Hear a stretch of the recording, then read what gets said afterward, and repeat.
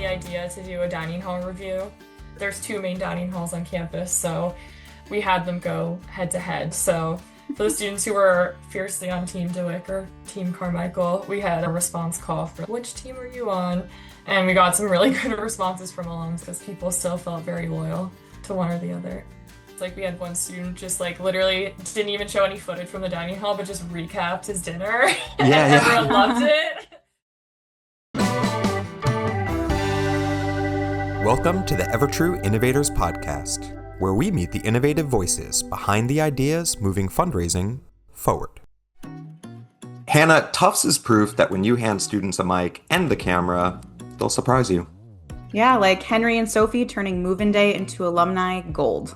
Those videos didn't just charm, they cranked view rates from 61% all the way up to 84%. Wow, and that creativity is just part of why they also earned the Innovative Engagement Pathway Award. Let's meet two-time winners, Tufts University.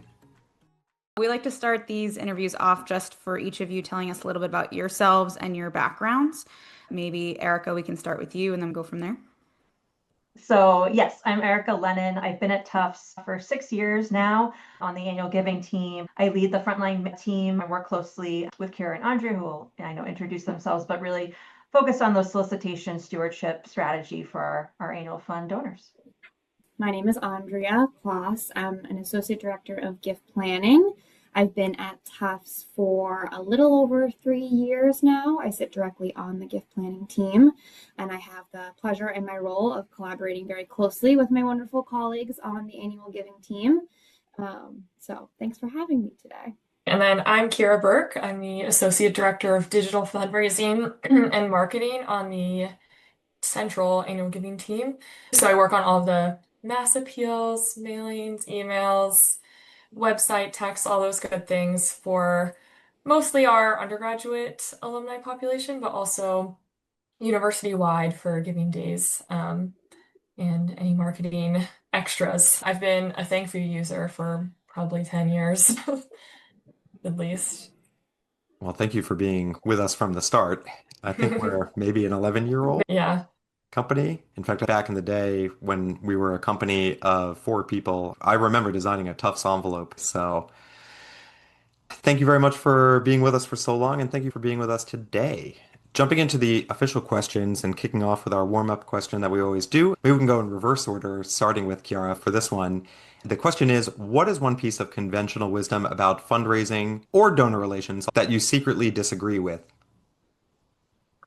Yeah, coming from the marketing side, I think maybe that traditional like nonprofit advice of like every appeal has to tell a story, like super serious, telling a story about exactly what your gift's going to do. I think our marketing team tends to lean more into like we can be fun or something can just be quick and it can be attention grabbing, especially now with shorter attention spans. The longer storytelling has its place, but I think there's room for everything.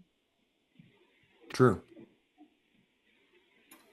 Maybe this is specific to my field, but sometimes talking to others about gift planning or about including gift in their estate plan, and this kind of idea or reaction from folks that it's a little bit morbid and scary. How do you talk to people about that? And how could you possibly approach somebody about their estate plan? That can bring up a lot of hard or scary feelings. But what I've learned is that a gift through an estate plan is one of the most beautiful and meaningful things that somebody can do with their philanthropic support. You're really encouraging and fostering relationships and gifts that are super meaningful and impactful for people. This isn't really answering the question, but it's more about the perception when talking with people who aren't in fundraising. I guess similar to Andrea's comment about how people perceive it. I think with the annual fund, people will say, or just kind of assume we're talking with people or are impressed with what we're doing because, you know, they might be really cold donors or people who aren't really interested. And I feel like our job is to really find the people who are wanting to raise their hand and give back. And so, you know, we might do appeals to people who haven't given in a long time, but a lot of it is identifying who wants to get more connected or give in a certain way. It helps us know that people will fall into one or two categories. They won't respond, and that's okay. A decline can be as helpful as a yes, just to know. So it kind of helps us be a little more eager and open to whoever we're reaching out to, knowing whatever we learn is going to help us in our work.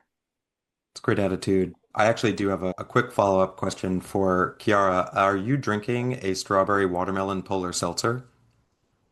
Close, cranberry lime. Oh, so close. So close. I couldn't help but be excited. Well, great taste in seltzer, no matter what. Yes. I'm now wishing that I had a seltzer, but I'm currently fresh out, so I will get some after this. Along the lines of how you are all individually rethinking some conventional wisdom around fundraising, your team has really become known for testing out new strategies and ideas. Can you talk a little bit about what drives that spirit of experimentation at Tufts? We were talking ahead of time, and a theme of the culture here, leadership here, and buy-in here, I think helps us try new things. I know we need to try new things, especially with the pandemic. We saw a lot of things shift and really thinking, okay, we might not be able to do everything we used to do. We might need to really work to get people back into the fold now because people's priorities may have changed. There's so many causes that people care about, which is good, but how do we move forward as Tufts and help people identify with our cause? So I think just our willingness to try new things and be adaptive and knowing things shift in the world and we need to respond to that, or even the population that we're talking about, like attention spans. If those are getting shorter, how do we deal with that? So I think we're open to learning what's changing and then how do we adapt to that? I think our leadership has always let us try new things, which is good within the Tufts culture. It is. I would love to talk about the donor engagement journey. It's something that you've built starting with student outreach, elevates certain donors to DXOs, donor experience officers, but ultimately connects them with gift planning. And we're wondering what sparked this strategy. Yeah, I can speak to that. We've been using the DXO program for over 3 years now. We use it with our leadership annual fund population. So people who could potentially be giving at the leadership level, which for us is $1,000, or people who are already giving at that level and we think could increase after year one. It made sense given the population that we were finding more traction with gift planning prospects. We were certainly doing transitions or more internal collaboration with major gift prospects and leads and things like that. And it kind of made sense. A lot of these donors are giving for 30 years or more, or they have those, identifiers for potential plan giving prospects. So I think as we went through that population, we kind of saw that there was potential and good pipeline potentially for gift planning. I think that led into the student outreach to lower level giving, loyal donors with triggers could also be potential for gift planning. Kind of going back to culture or how we approach things, I think at Tufts we're very collaborative across teams and understand that a donor can be more than one type of donor, especially with annual giving and plan giving, they could be both. So I think just the way we approach our population and how we work with each other, like Andrea said, she's our main contact across plan giving. The staff is assigned to certain schools, so that helps us know we have partners internally and can work together with donors who could be both types of donors. I think that's huge too, just speaking from my background in fundraising, finding that balance between annual giving and above donors of they may want to be engaged on that more regular, smaller level, that mass appeal, but also still require those higher touches. And I think that that's a balance many shops are trying to find. So that's huge. I think that collaboration piece is huge as you're thinking about how you're approaching it. We had gotten rid of our telefund program a couple of years ago, just for context. This wasn't totally replacing it, but also just kind of like filled that touch point for student alumni contact. So just like in telefund, there's kind of a lot of hallmarks of a good plan giving donor. We pulled out recurring lower donations and assigned them to students who were getting touch points with them throughout the year. That was a little bit of EverTrue magic on the data side. We whittled it down based on giving amounts and just the volume sometimes too, selecting a test population. Something we're always saying in gift planning is that anyone can be a gift planning prospect, and that's why it's so great. There are those folks that have those key giveaways, like they've been giving forever, or they've been a volunteer forever, or they're giving through their IRA or something like that. But we know that there's so many, gift planning donors out there and people who have the school in their estate plan who we don't know about yet, and we want to thank them. And we're always getting gifts from donors' estates that no one in our office ever talked to. So to have that opportunity through EverTrue to be able to really look at this large group of people and try to pull people out from that are gift planning prospects or already pre-existing gift planning donors that we just didn't know about yet. is such an awesome thing to be able to do. We are always talking about this massive database of people that we have, and there's just no way to get to everybody in there. So this was a great way to be able to do that. It seems like this approach is one step closer to getting to everyone. I think that planting the seed and education for gift planning is a big thing too. More knowing, we might not always get a response every time from like a marketing piece, but we know that, a lot of this population is holding on to things at their desk that they're going to show us like a few years later, and to say, oh, I got this in the mail and I held on to it and now I'm finally coming to you to talk about it. As much as we can get in front of people to have an educational opportunity, or just to share the different ways that you can establish a planned gift. Or maybe someone has thought about something, but they were not really in a place yet to approach our office, and this is kind of like a entryway for them to be able to do that. I think that's another really important piece as well. It does seem like planned giving is a great opportunity to have that piece of mail, that piece of paper, that information saved for a later point in time. Even if it's not something that you're able to think about right in that moment, if it can strike a chord with you, at least enough to hold on to it, you'll eventually come across it. Switching gears slightly, I would love to talk about the elevation introduction cadence. And so just for our listeners, this is a way to engage annual giving donors in more personalized, meaningful ways without needing to be assigned to major gift officers. Can you talk a little bit how you strike that balance and your approach to this? Yeah, I think it's great that we have this population to work with, that we can use these platforms to send this scale outreach that feels personalized, whether it's the student video or using their name in the communication. We really focused on the student message, and then, like Ciara was saying, matching students with the alum or the donor when we're talking about the introduction to a DXO. So having that consistency, like you've been hearing from me, now here's somebody else you can hear from, and they'll give you updates. And then when we have traction there, then potentially going to plan giving if there's interest. So there's a video from the student and then a video from the DXO that we stitched together for that handoff. And specifically, how do you handle that handoff from student outreach to the DXOs and then from DXOs to planned giving? From the student to DXO handoff, working backwards, we identified the population that we wanted to elevate and made personalized videos with the students for all their people. The DXOs each made kind of a general intro. They were stitched together, and then for each person, it was personalized and then included a calendar meeting link with the DXOs, so they could schedule a meeting right there or respond in any other way if they were not interested. So that was that handoff from student to DXO. So a lot of times we'll say, okay, now we know that these donors will be assigned to a DXO, so they'll be in their portfolio, and then that DXO can go through cadences and have that outreach. And with our collaboration and partnership, a lot of it is behind the scenes in terms of that next step and to figure out if it makes sense. Does it stay with the DXO? Once we have that conversation, the DXO will have a conversation with Andrea, or they'll have a joint visit. And then we can say, does this make sense? Like, yes, this will be probably a primarily planned giving prospect, and maybe they'll give an annual fund gift too, and we'll shift it again. Or a lot of the times we found it makes sense to stay with the DXO because they'll be giving annually, and we partner with Andrea to have joint visits, get information that we can share with the donor, but it'll still live with the DXO because that relationship seems to be working in that type of outreach. So it depends, but a lot of times, whether it's planned giving or major gifts, it's a lot of internal collaboration, joint visits, seeing what makes sense. Well, we did hear of a win from Sam Arthur on your team, who connected with 2 donors interested in learning more about their planned gift after they were elevated. Can you share more about how those conversations unfolded and a little bit more context around what that looked like in practice? Yeah, I'm happy to chime in. Both of those conversations were really great educational opportunities. In one of those instances, this was right as Sam was about to leave us for his new position. He introduced me to this individual over email, and then I had a chance to meet with them for an in-person donor visit.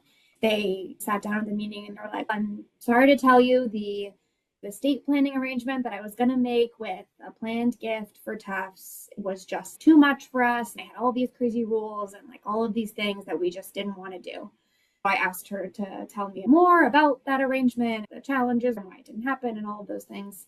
And in that conversation, was able to identify that there were certain things that she was aiming to do with her philanthropic priorities that she didn't necessarily have to do on that scale. We had great straightforward options for her to explore here directly with us at Tufts. So again, that was a really nice educational opportunity to be able to say, not all is lost. If you want to do something like this, these are the different options that we have, and they are so much more accessible for her. So that was a really nice opportunity. And then the second conversation was somebody who had expressed interest in learning more, but didn't exactly know what their options were and just wanted to get some more basic information. In that instance, Sam introduced me via email, shared some preliminary information, and the donor let me know that they weren't ready to have a conversation yet, but that they were so grateful to have the info and they were going to think on it and decide what makes sense for them to do.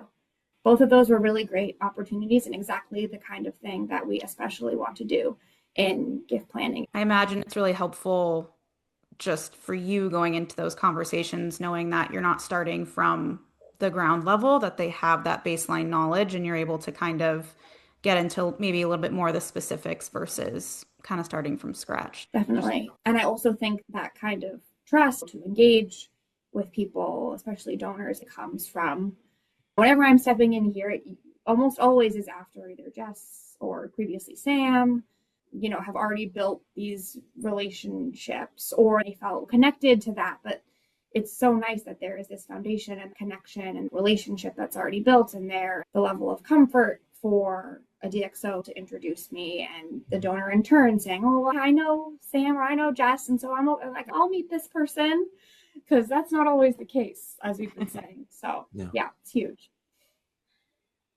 Yeah, I think that speaks a lot to true relationship building through the DXOs and opening doors, making people feel so connected that it feels natural to be introduced to other people versus feeling like they're being put into a sales pipeline. And to that point with the relationship building, most likely they've already had a meeting with the DXO. They've been through that, had a good experience, and might be more likely to take another meeting with somebody else. To your point, Andrea, they've already built that good relationship, but have gone through that step. If they've had good, whether virtual or in-person conversations and used our meeting links, maybe they'll continue to do that with others.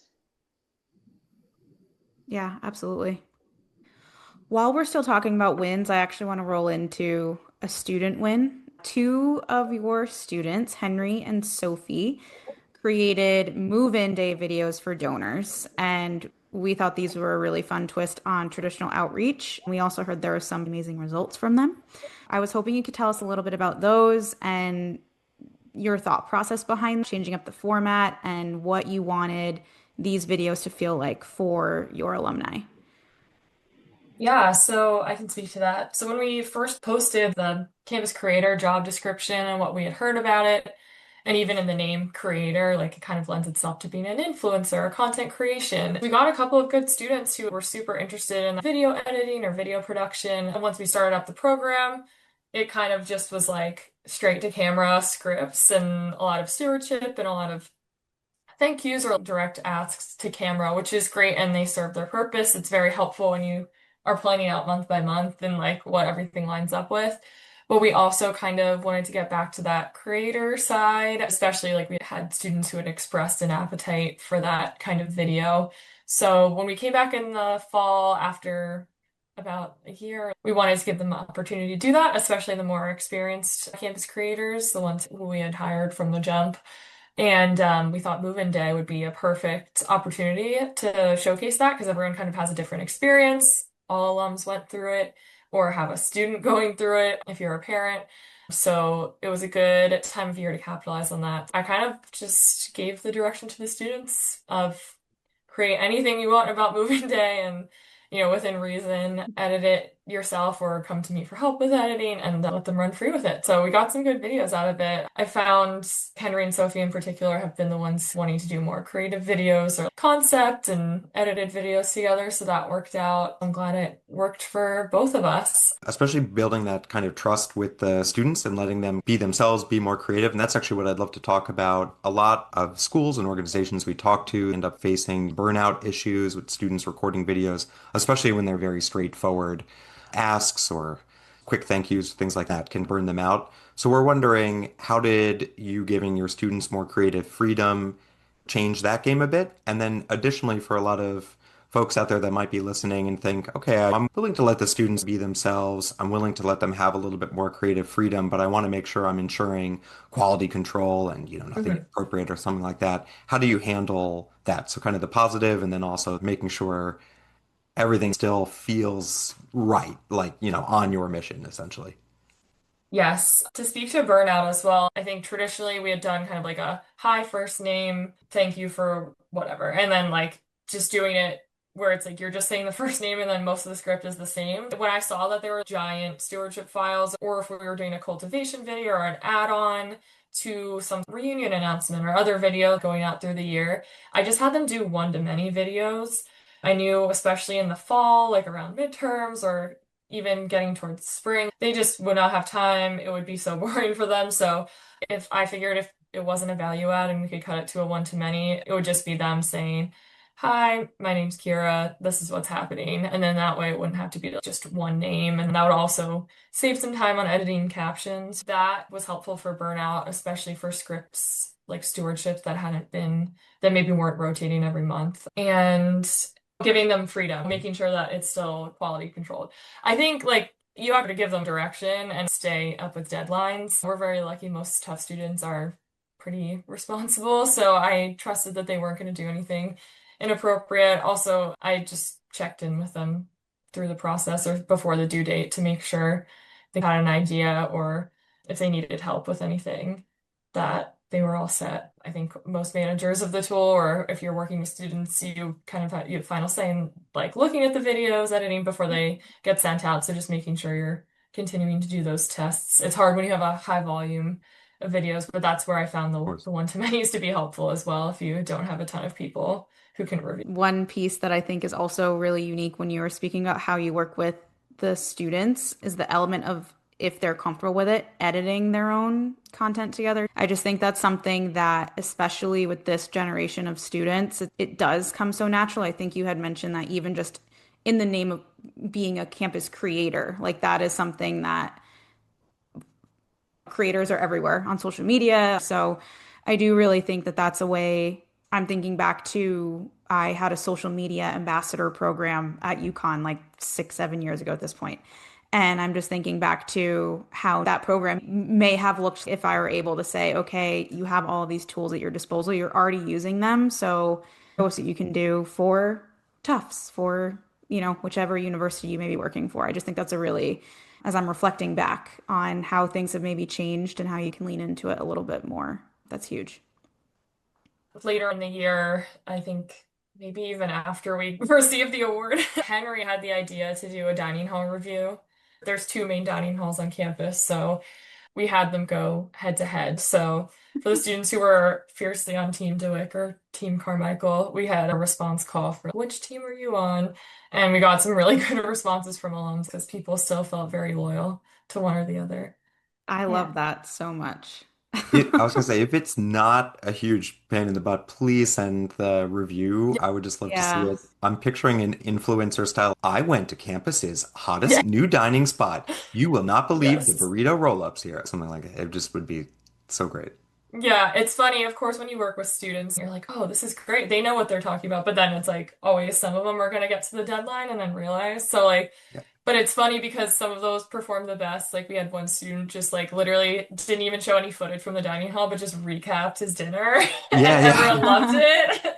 And everyone was like, this is awesome. But yeah, Sophie, I think, tends to lean more towards the influencer style. The pancakes, 10 out of 10. The yogurt was like 7 out of 10 today. So they were good. I saved a bunch of those, so I'll send those over. Oh, that's so fun.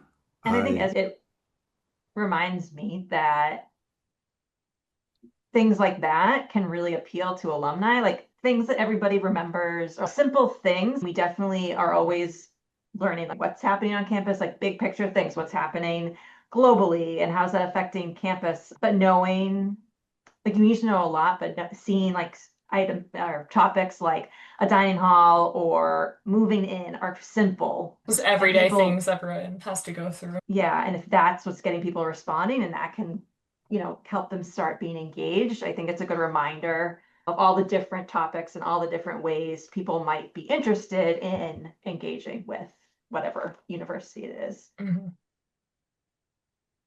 That makes a lot of sense. I'm just thinking about what are the types of content, what are the things that people are engaging with unrelated to Tufts, unrelated to their alma mater in general? And then how can you fit into that type of content that is in their daily life already, but then kind of ties back into your mission as well in the long run, right? Because that is engaging everyone back with the university.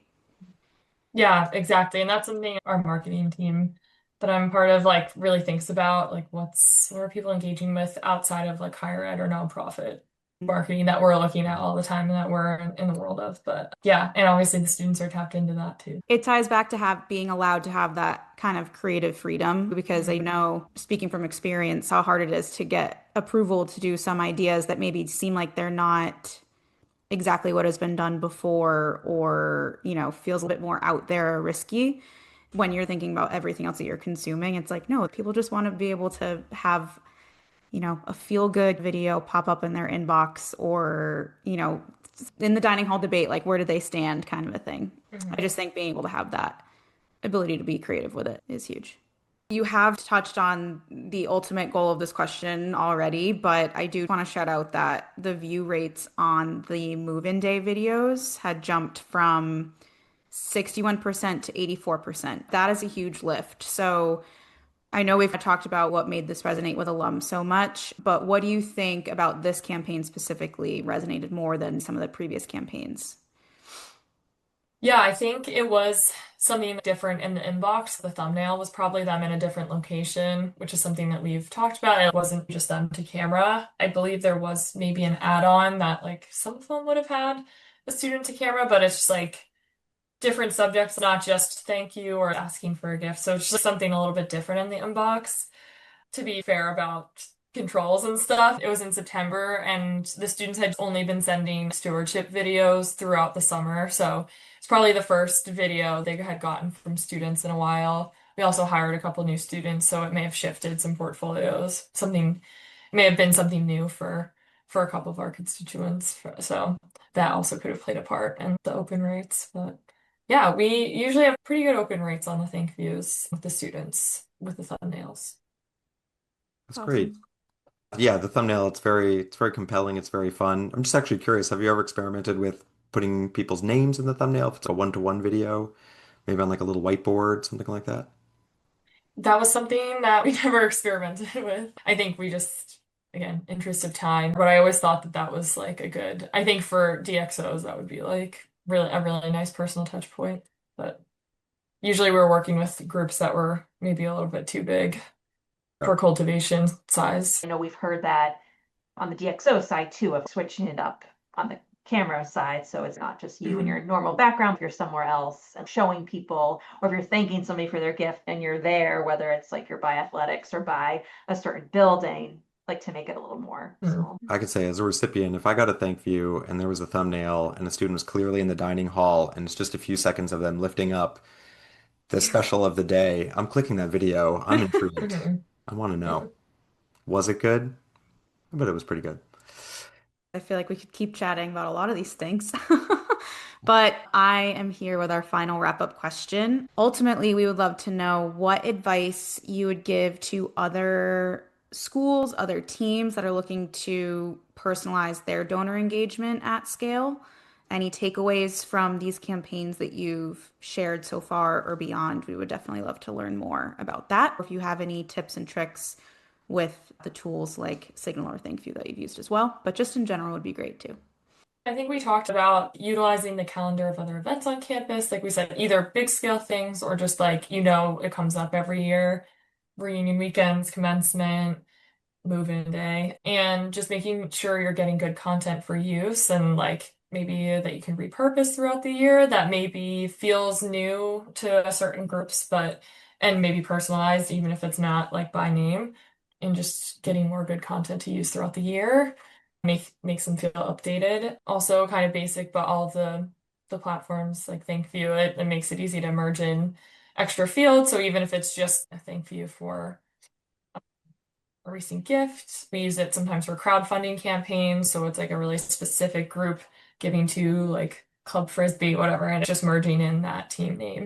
It just makes it feel a little bit more personal. I think with the platforms, like thank you, once the campaign is set up, that's like 95% of the Mhm. job is thinking about, the subject line, things like that. And then once, I think it's very easy to use once you have your campaign set up. So it's, plugging in the video, plugging in the, the emails, things like that. So I think it's just like thinking about what you want that end product to be. And then once it's created, it's really easy to, especially for recurring things throughout the year, adding more people, sending new videos. So like to Ciara's point, like having the content that you want, the message that you want, and then you can kind of keep using it as you go. Andrea, do you have any parting words of wisdom? We've said this a little bit, but I think in terms of making all of this work, I'm so fortunate that I have these tremendous colleagues that are so collaborative and are willing to broach the gift planning conversation and feel confident and empowered to do that and to ask those questions and to partner with me. So collaboration is huge. Yeah, no, it really is. Thank you so much for joining us, for going through many questions, for letting us pick your brains, the wisdom that you've just imparted with us. I do appreciate it.